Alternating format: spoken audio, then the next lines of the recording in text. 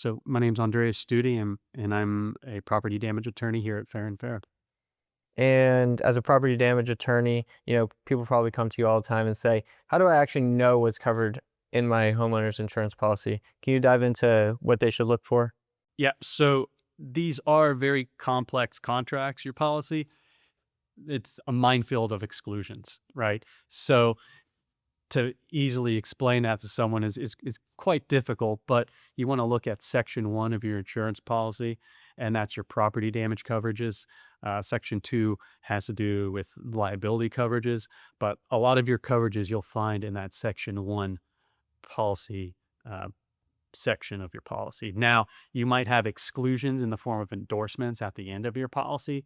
So it's important really to get a professional to look at it because you might have coverage in one section of the policy, but at the end you might have an endorsement, which is basically an amendment to the policy that takes away coverage.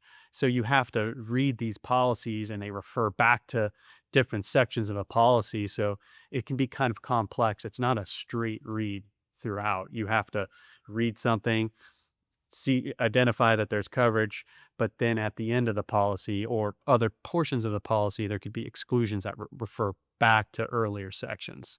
So it can be very, very confusing. Gotcha. And you mentioned a couple words in there that could be confusing, like you said. Are Can you talk about like some of those common words or phrases in those policies that people typically misunderstand and maybe dive into what those definitions are?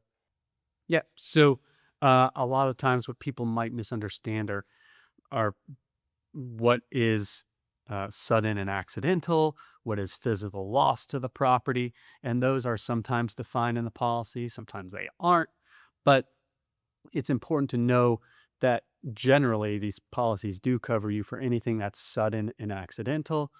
And for the most part, they don't cover you for things that have been ongoing or long term issues because those fall into a bucket of what's called maintenance or wear and tear. And, we talk about homeowners insurance, and one of the big things in Florida is hurricane season. Do you recommend people check their insurance policies before hurricane season starts, or is that kind of something you think about after?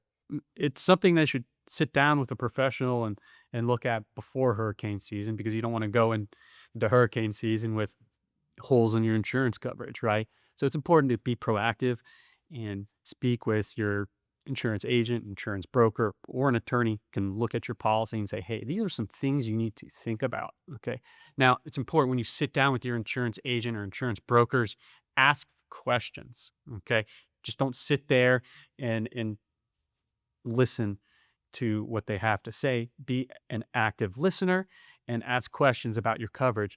And that'll help you gauge whether that insurance broker or insurance agent actually knows what they're talking about, right? You want to make sure that they know what they're talking about and that they're there to protect your home and get you the right price as well.